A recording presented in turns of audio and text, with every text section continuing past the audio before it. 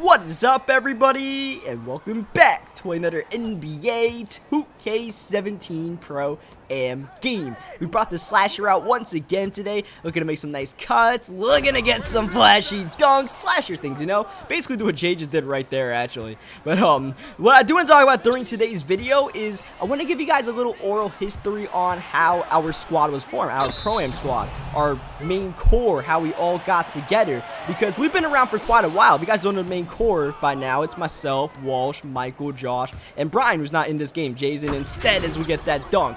So the story does not start in 2K at all. It actually starts in Madden. So my first year of doing, YouTube, for the whole year was Madden 12, and around, I would say, like May, June time, I got a message, a YouTube personal message from Michael, the man UB23, and back then he was known as Ushbag, and he basically, he had his own YouTube channel at the time. He was pretty active on it, and he went to play a commentator game, and I was down to play pretty much anyone then, still am now. So I messaged him back. I'm like, yeah, we'll play, and we got into an Xbox party while we played. Our game was competitive, it was close, he was pretty good, we were both pretty good at the game, and went to overtime and all that. We had some fun, and we kept in contact from then, and by then, I really only knew Michael at that time. We kept in contact, played a couple of games, and through Michael, I ended up meeting Walsh and Brian, and every once in a while, we would play some, 2K All-Star Team Up. They had that mode that, still exists now, but back then it was, you had to play with a certain team, not all the greatest players of all time, like Shaq and Bill Russell and all that. Instead, you just play with, like, the Miami Heat or the Indiana Pacers or stuff like that, but, yeah, so we would play that mode, and we would also play Madden team play a lot. So I have videos up where I would play with Michael and Walsh and Brian, and every once in a while, and like during the summer, it was DC. If you guys know him, he was in those videos with myself and Michael during that big summer stretch. So we would play all those modes and stuff like that. And this is before 2K really brought back this Pro-Am mode, or even brought something, a semblance of that back. And they brought that back in 2K15. So before then, we played, that All-Star Team Up stuff. 2K15, we played some Park, and we also played the Rec Center. The Rec Center, you guys remember that mode. It took a long time for that mode to even get, get into a game in that mode, because it was just, long waits and all that, etc. You guys know what it is. But we still played that mode, quite a bit. Played it throughout the year. We would get our squad. We never really had the full starting 5 squad that we would bring in, like, random people. We had this guy named French that would come in, or French, or whatever it was. The dude that was always wearing pink. And we had a couple other guys we would rotate, but we never really had that starting 5. But it was mainly the 4 of us, not always at the same time, but mainly us 4 trying to get into those games. And eventually, we got a 5th guy that came and ran a couple of games with us, which was Josh. Josh is a friend of Michael's in real life. They, went to high school together, and Josh at the time wasn't living where Michael was. Michael was in Arizona, and Josh was in England at the time, but he was still on the game, on 2K, and, we played a couple of times, and Josh was pretty good at the game and all that, so we kind of, we were like, yeah, we could play with this Josh guy a couple more times, and, play some 2K, and that's our starting 5 or whatever. So when 2K16 comes around, and they make this new, revamped Pro-Am mode, it wasn't as good as it is now. There's still a lot of features lacking in it, but so you could definitely play. It was way better than the Rec Center in 2K15, basically. We had our 5 right there. That was our starting 5. That was the 5 we ran with all the time. And, every once in a while, we would bring in some random people if one of our 5 wasn't there, or we would just play with the AIs and stuff like that. Once again, I got videos of this on my channel, so you guys, you guys can see all that. But for the people who don't know, that's what we did in 2K16 a lot of time. That was our 5. And we would bring in guys every once in a while, and one of those guys was Scomo. And you guys know we ran with Scomo in 2K17 as well. Haven't ran with him in quite a while. We actually got to play some games with Scomo. Got to hit him up and try to get him back in the Pro-Am a little bit. But yeah, that's basically how we got this squad together. And we would play these games, but we also play a lot of, like, random games that have nothing to do with 2K or Madden.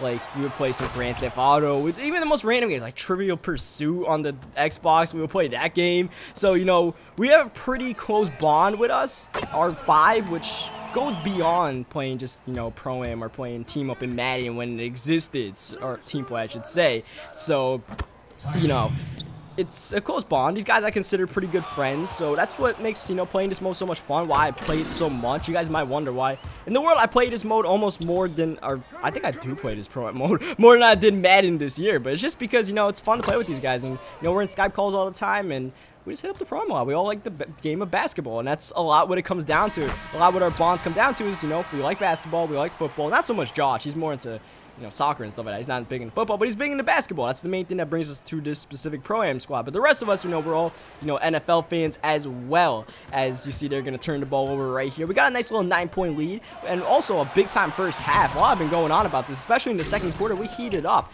A lot of fast break dunks and stuff like that. Those flashy plays I was talking about, we provided them. I don't think we have an assist, but we did get that major putback. I don't know if you guys saw that one right there while I was going on with our story, but that putback was pretty nice. It's something I've been adding to my slasher game because I'm always around the rim and stuff like that. So I've kind of thought in my head, like, why not? What's the worst that happens? I'm not really going to get back on defense too quick anyways, and if these guys don't box out properly, I can attempt it. I get one every couple of games, and that was like the best one I ever got with this slasher because usually you just get the putback layup, but that time I just came in flying right there. And you need the right bounces, but you know, it's pretty good. But yeah, that's basically what we do, and you know, Jay's also one of the guys that we play with. You guys see Bees we actually play with a little bit in 2K16 as well, so you know, there is that. So, you know, 2K18, it's going to be the same squad and all that, and now you guys know how it all formed up. It all formed up with a simple little YouTube personal message. That's how it happened. I don't know how Michael, Walsh, and Brian got to meet each other. I don't know that full story.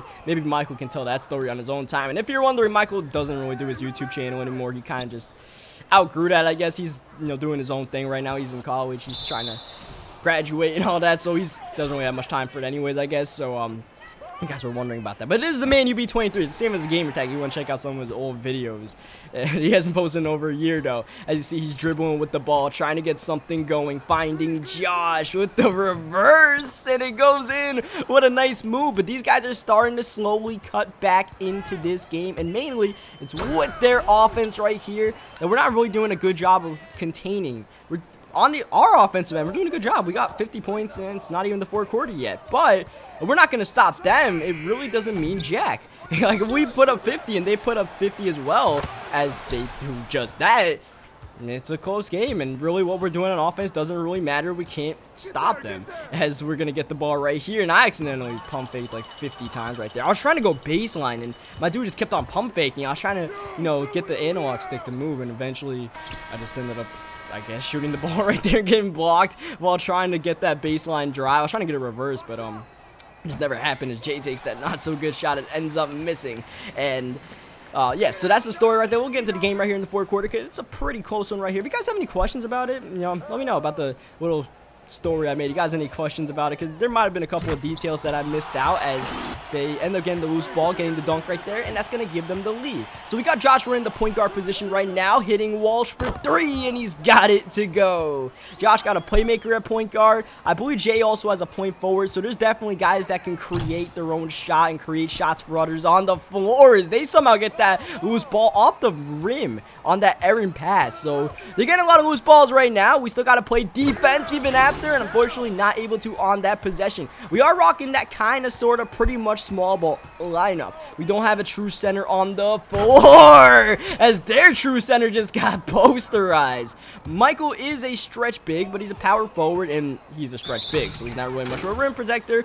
And we're not even putting Michael underneath the rim anyways. We're putting Walsh in there because I mentioned it before. Walsh is, you know, has this uncanny ability of defending the rim and, you know, getting blocks and steals and stuff like that. And he's doing it in this game once again, doing a pretty good job. The main reason why these guys are keeping up is what we're doing on the perimeter. We're giving up way too many perimeter buckets. You see right there, Michael was playing the paint too much. He had said that during the game that he was playing the paint too much, and you know what that was a line, was that kind of three-pointer when it's really his responsibility on that side. Trying to do everything we can right now, trying to will our team to a victory just by wrecking the rim as they go. They try to go inside, but there's Walsh with that timely steal, finding Jay. Ball movement. There's Michael looking for the 30, but could not get it to go. Oh yeah, one more thing. Our positions. If you guys are wondering how our positions were made, it's just basically the way it's been for like 3 years. We've had, you know, Michael with the stretch big. He's always had that. Josh has always been the shooting guard. I've always been the point guard since I always,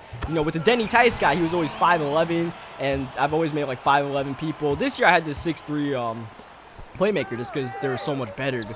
The height, you know, didn't really Basically, if you had a 6'3" guy and a 5'11" guy, they're the same exact stats, except the 6'3" guy is taller, and you definitely want to have that. So I made that guy, but, otherwise, that's how I basically came to the point, and you guys know I'm a pass-first guy. Walsh has always been the small forward that does everything. That's always been his moniker ever since he's been with us, and then Brian's always been the center that is always demanding the ball inside the paint and putting up buckets to his, to be fair to him, as Michael misses that 3 right there. And then Michael's always had this stretching the forward, the power forward spot, but when we needed him most, he was not able to deliver.